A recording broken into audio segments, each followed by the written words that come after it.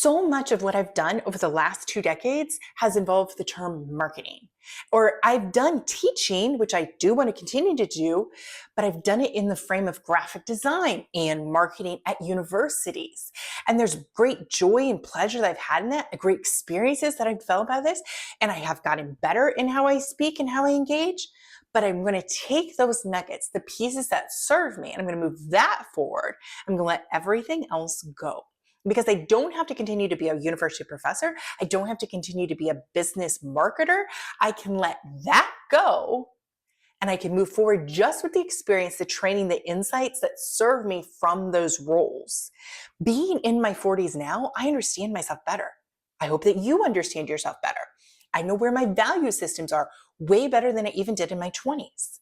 I'm far less judgmental and I'm far less getting caught in comparison, mainly because I've learned how to do the work on myself to be able to accept and love and appreciate myself without having to judge and compare myself so much.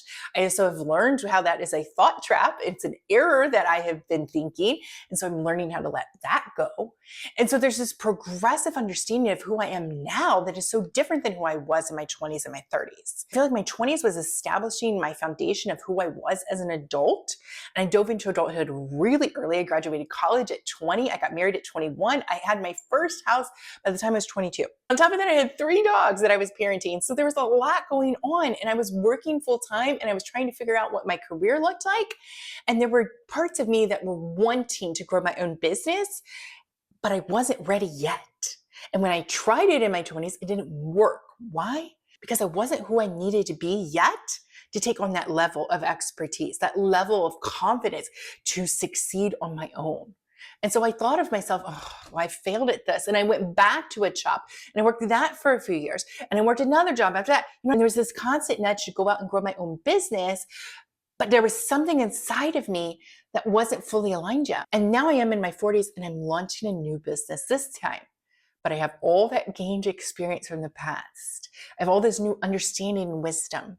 I have more stability as a mother. I have more experience and understanding from my career that I've built over these last 2 decades.